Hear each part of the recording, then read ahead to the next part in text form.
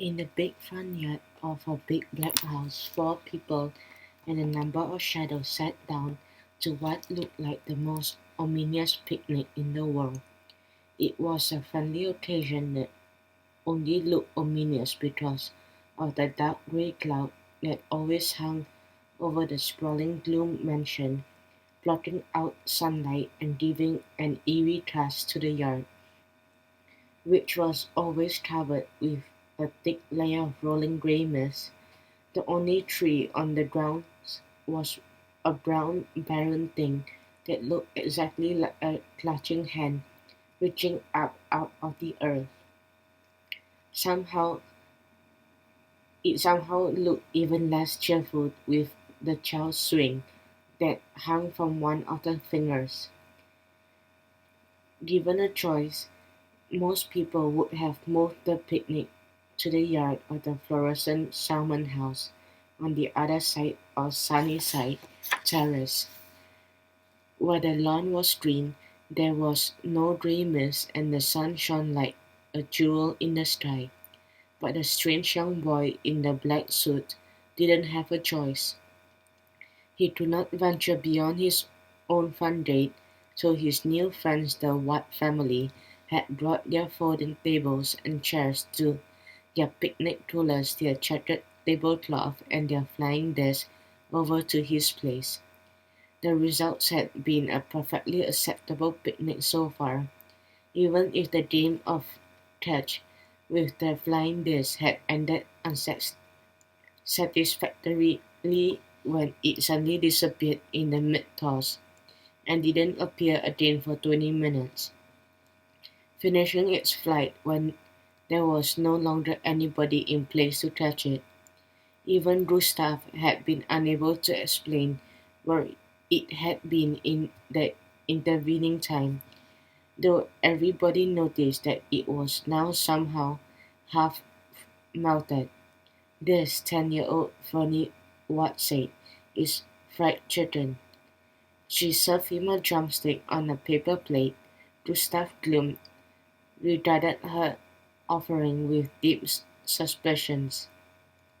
He had never eaten fried chicken, in fact until 2 weeks ago when Fernie and her family brought freshly baked chocolate chip cookies to his fence in front yard.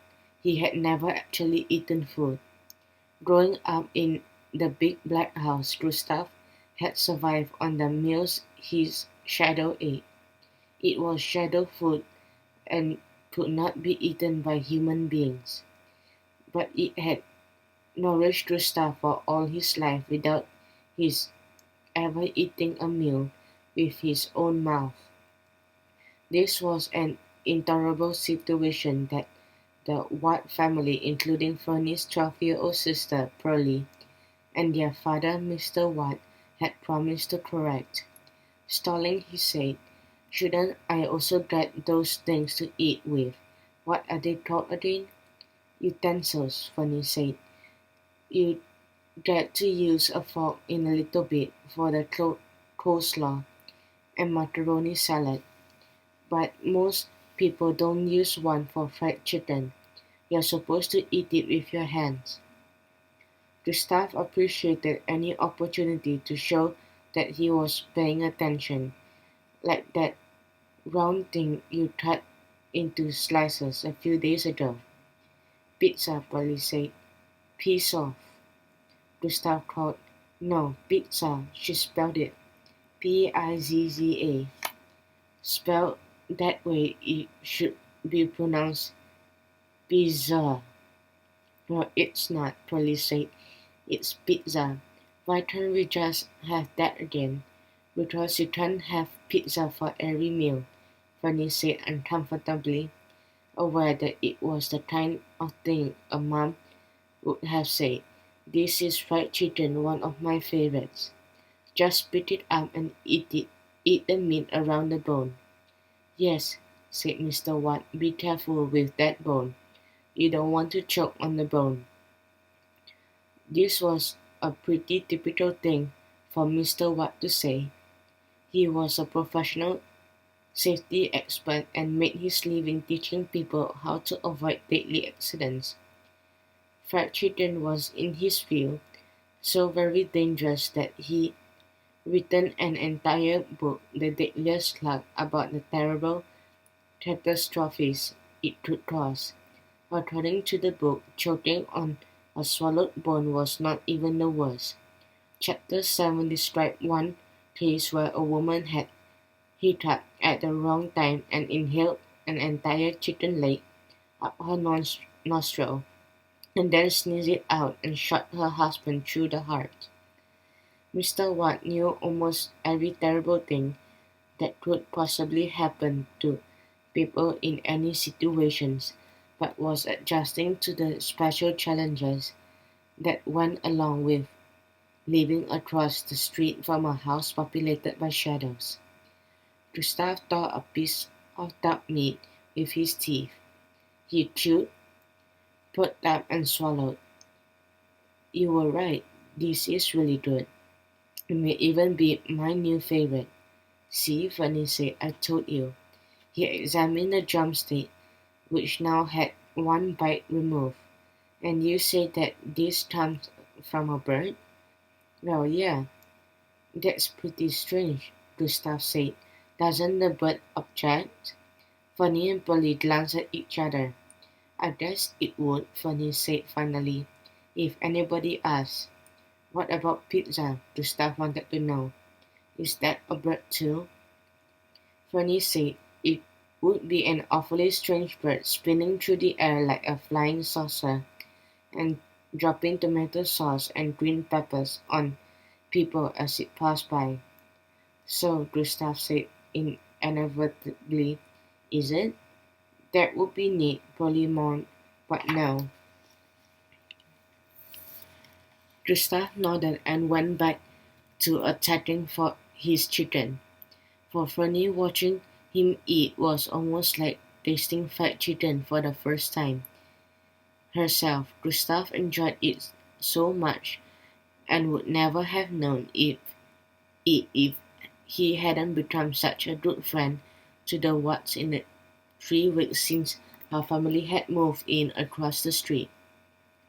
In that time, Fanny had experienced the discovery that shadows were alive, the revelation that the house across the street was one of only a few in the world with gateways to the dark country where shadows came from, the unsettling report that the dark country was home to an evil shadow named Lord Obsidian, who dreamed of conquest, and an introduction to this young boy raised by shadows who, for some reason not yet explained, couldn't ever leave his property without growing up like a puff of smoke.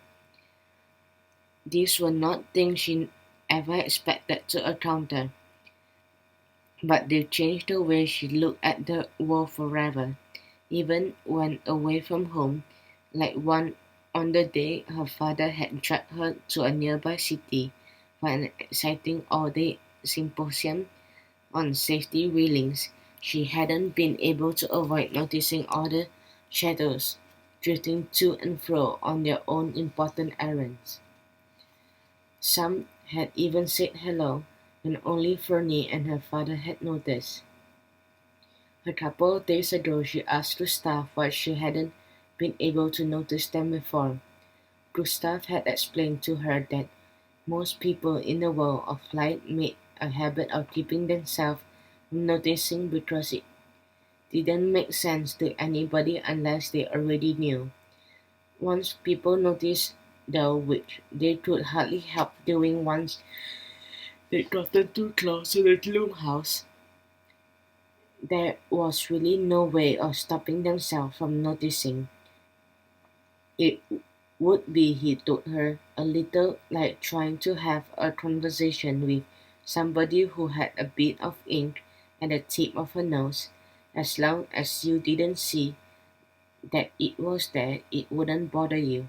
But once you've seen it, it's always there, and you just have to get used to it. This had been a good and explanation as any, and not so incidentally was Gustav's gentle way of telling Fernie that she did, in fact, have it bit a thing on the tip of her nose.